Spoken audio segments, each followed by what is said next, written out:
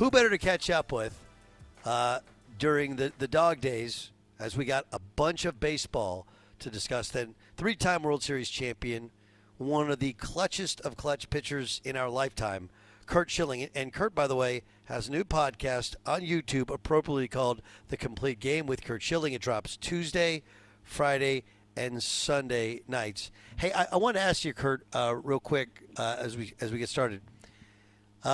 Pitching durability, right? Yeah. It's I think the biggest frustration in any baseball fan's mind is like, God, these guys, they're constantly getting hurt, and no matter how much you pay or how young the arms are or old the arms are, it feels like these guys are more fragile. Again, feels like, you know the facts, we know the feelings. Okay, feels like they're more fragile than ever. What's the reality to pitching durability? It's broken. Pitching is broken sport-wide, not just at the major league level, but it's broken all the way down to Little League. There's been a transformation in the last 20 years. The money's gotten insane, while pitchers are hurt more often and throwing less than they ever have. And it's a direct result of this massive love of velocity that has completely changed pitching in the game. And it's broken. It really is.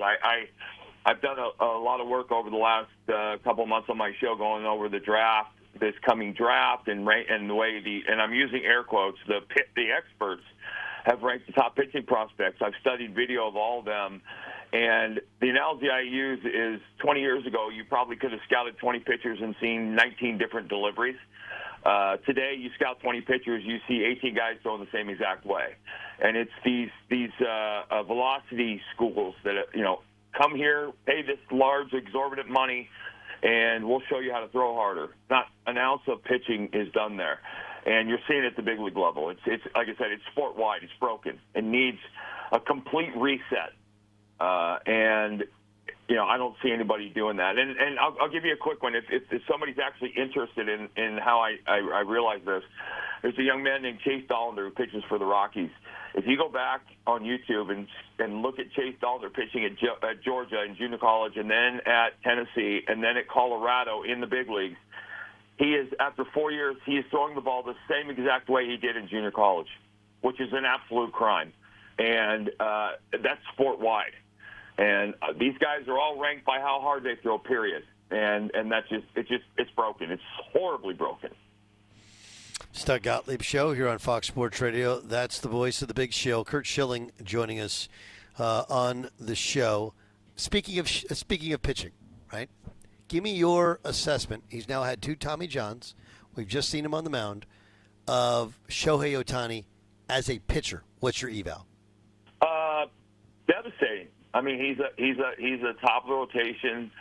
Here's the thing the reason I think it bothers the sabermetricians. They can't quantify certain things, and when they can't quantify things, they discard them. Some guys' bodies are just not built to withstand the rigors of throwing a baseball, which is a very unnatural thing. I point no farther than Jacob deGrom, who is, to me, had he stayed healthy, would have been maybe the best pitcher in the history of the game. He was Greg Maddux at 98 miles an hour with wipeout off-speed stuff. I don't know. And it gets into the science, but the bottom line is, and there's a little medical lesson here. So, our body's made up of collagen, which is connective tissue. Some people's collagen is just stronger than others, and that's why guys who break their ankle, as opposed to another guy on the same accident, twists his ankle. Same thing with pitching, and no different. And you're watching guys who are max effort every pitch, and the body can't do that. Yeah. Body cannot do that. And those are the guys who, and that's why I said you saw a couple more guys go on the DL today. It's an everyday thing now. Yeah, it's basically like, it's like, well, they're throwing 94 mile an hour cutters. Well, like, there's a reason that you can't throw it. Can you do it? Yeah, but can your arms survive it? No. Here's the thing. First off, the people identifying pitches on TV don't know what the hell they're talking about, because no pitcher in the game has 6 pitches. Nobody. Doesn't work that way.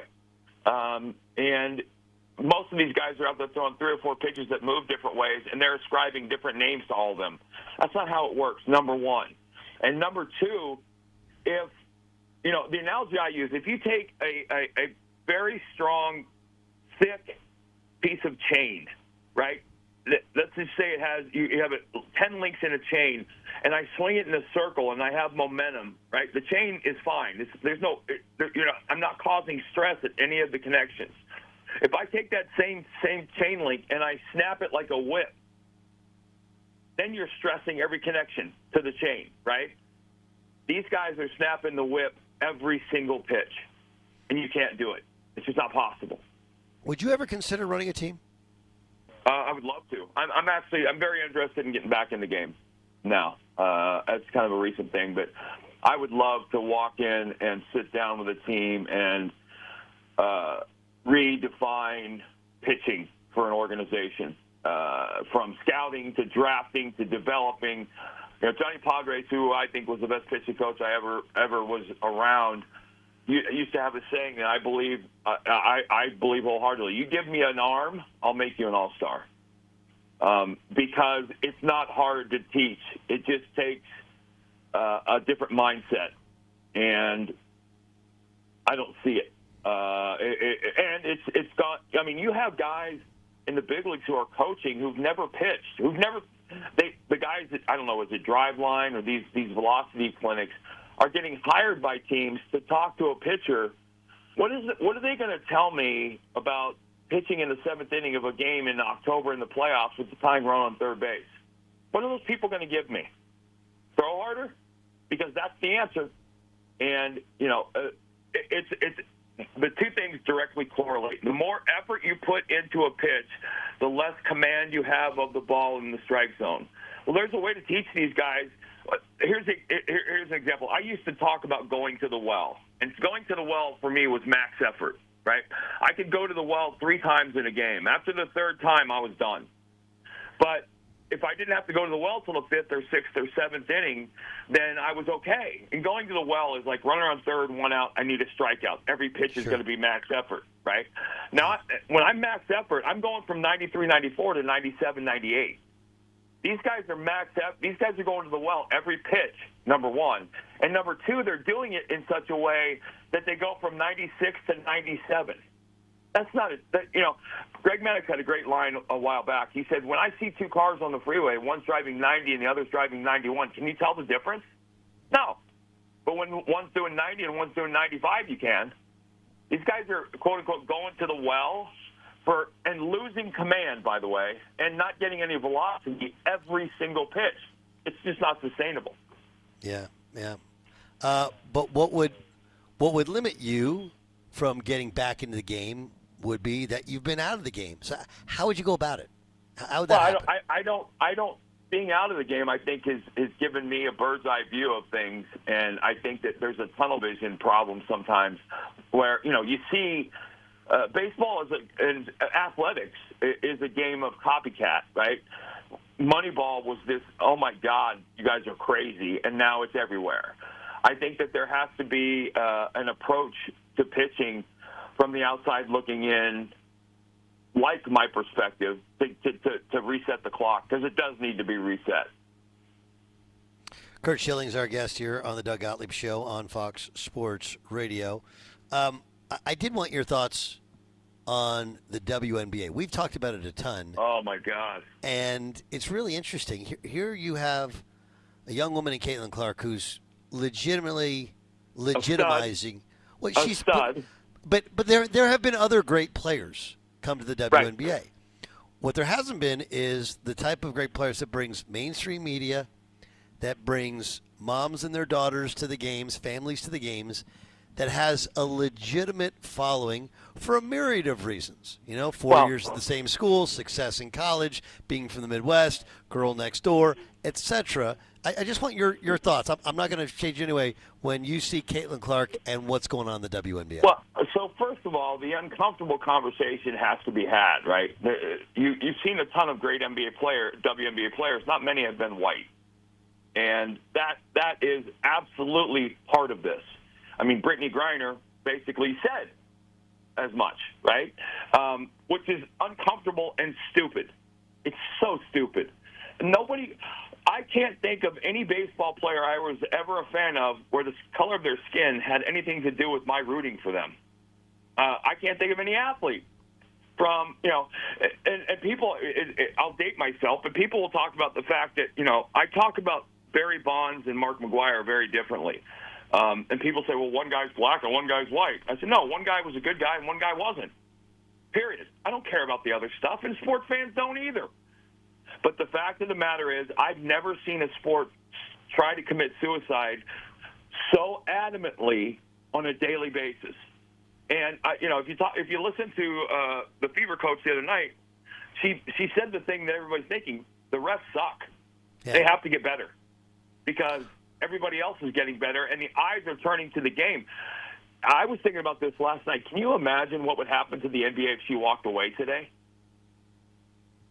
Can you fathom what would happen to that sport? And those women are literally punching the gift horse in the mouth, literally, and poking her in the eye.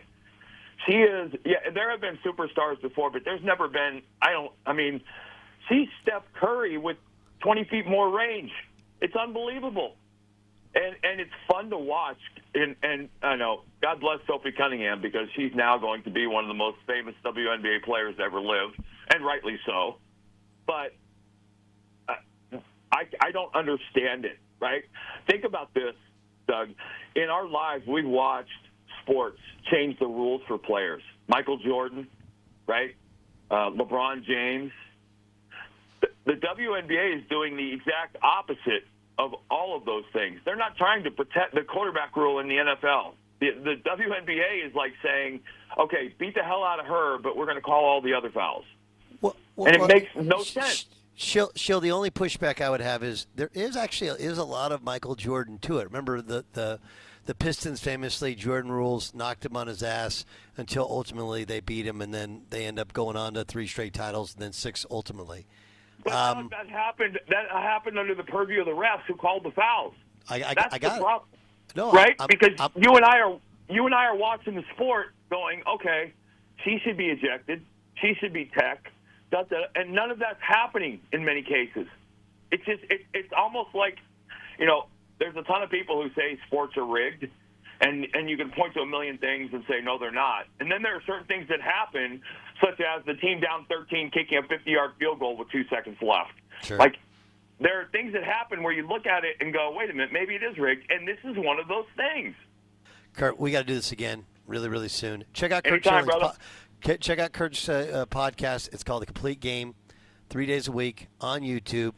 Download it, watch it. I'm sure you'll enjoy it. You know Kurt's never shy with his opinions. Curt Schilling. Curt, thanks so much for joining us on Fox Sports Radio. Take care, big boy.